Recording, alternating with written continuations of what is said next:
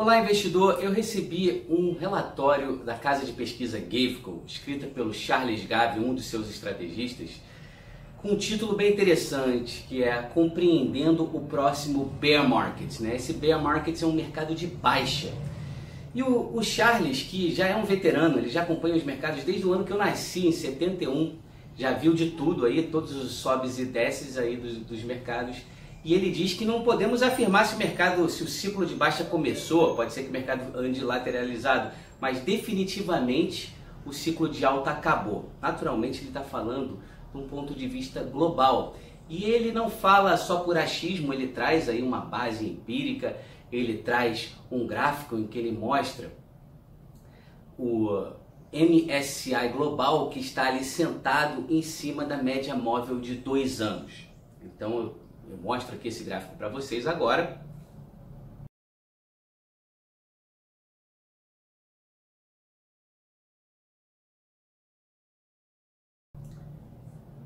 E com base nesse gráfico, ele diz ele mostra que uma das peculiaridades de um mercado de baixa é que normalmente o mercado cai rápido, que ele cai de uma forma que quase 80% dos participantes não tem a mínima ideia do que está acontecendo. Eu não tenho a experiência do Charles, mas já estou no mercado também há 20 anos e eu concordo plenamente. Mercado de baixa é um mercado onde a gente fica ali meio sem saber o que está acontecendo.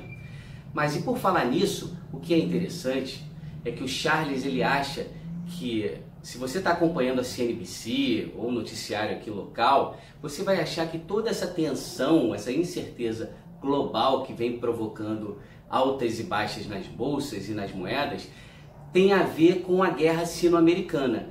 Ele acha que isso não justifica, tudo o que está acontecendo. Ele traz 2 pontos bem interessantes mesmo. Vamos lá, Até ele utiliza como um argumento para ilustrar esse seu ceticismo, falando o seguinte: você acha que uma queda na demanda por soja dos chineses teria uma correlação com o fato de que os bancos europeus estão negociando, a ação dos bancos está negociando na mínima? Você acha que essa guerra sino-americana tem a ver com o fato de que as ações do Facebook estão caindo ao longo do ano 34%? Então ele traz esse questionamento e ele apresenta 2 razões para nos levar a pensar aqui sobre, como o próprio título diz, compreendendo o próximo ciclo de baixa na bolsa. São elas. A primeira, ele diz que desde 2008 houve o que ele chama de power grab, O governo americano passou a exercer uma influência maior em todas as operações denominadas em dólar no mundo. Isso não acontecia no passado. Se uma operação entre uma empresa francesa e o governo do Sudão, por exemplo, fosse ocorrer denominada em dólar, você tinha um banco francês como o BNP, que tem uma agência lá em Nova York. Essa operação era registrada em Nova York e tudo que o governo americano via era que o beneficiário era provavelmente o BNP de Genebra.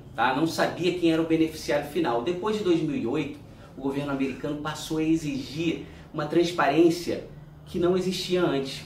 Isso aí provocou sérios problemas e, ao mesmo tempo, desde aquela data, você começou a ver um movimento já na direção da formação de novas zonas monetárias.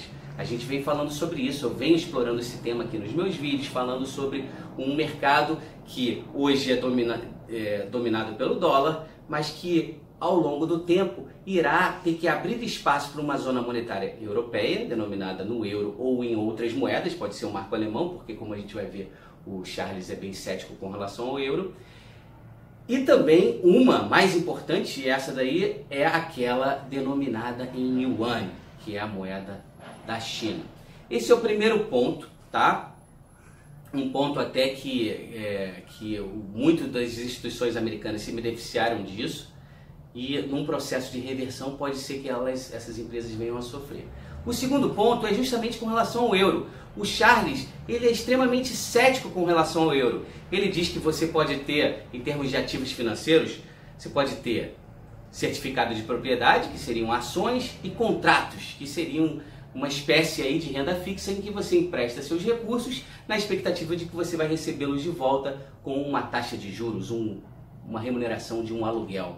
E aí ele traça um paralelo ao que o Banco Central Europeu vem fazendo através dessas atitudes de vamos fazer o que for necessário para manter o euro forte, com algo parecido com o que ele cita o exemplo da Prefeitura de Nova York tentando estabelecer um preço fixo para os aluguéis de alguns apartamentos. A gente aqui no Brasil sabe disso, sempre quando a gente tentou intervir na economia e fixar preços, isso não deu muito certo. A gente também viu depois, lá há 20 anos atrás, na crise asiática, né, aquele período em que diversos países estavam com a moeda fixa, isso provocou uma enorme crise, e ele acha que o euro não sobrevive, é questão de tempo, ele naturalmente não nos diz quando que isso vai acontecer, mas ele diz que provavelmente a próxima crise será uma crise relacionada ao euro.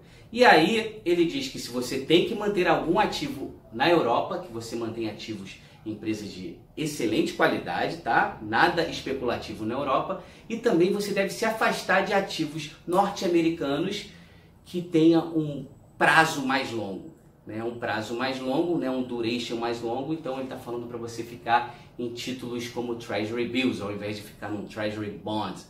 Então essas são as duas recomendações que ele faz.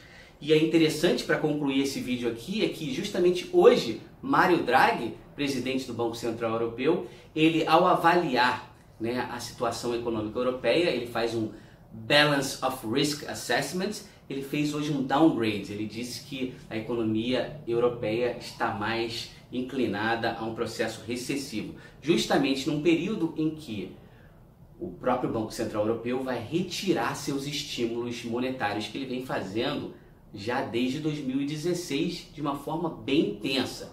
Foram 2 trilhões em 2016, né? Na verdade 2 trilhões colocando o Banco do Japão ali também. Foi mais ou menos 1 trilhão em 2016, 1 em 2017. Eles reduziram as suas compras mensais de 60 para 30 bi e agora em janeiro eles param de fazer isso. Justamente num período tenso, um período onde você tem questões relacionadas à Itália e também um movimento de revolta na França. Então eu achei esses pontos bem interessantes para que você, investidor brasileiro, que está muito otimista com a Bolsa, com as perspectivas com relação ao governo Bolsonaro, saiba que algo pode acontecer.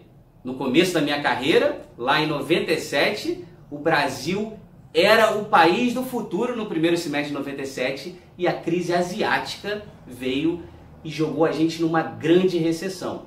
Não estou dizendo que isso vai acontecer, mas certamente que pode acontecer. Então isso é algo que você deve levar em consideração.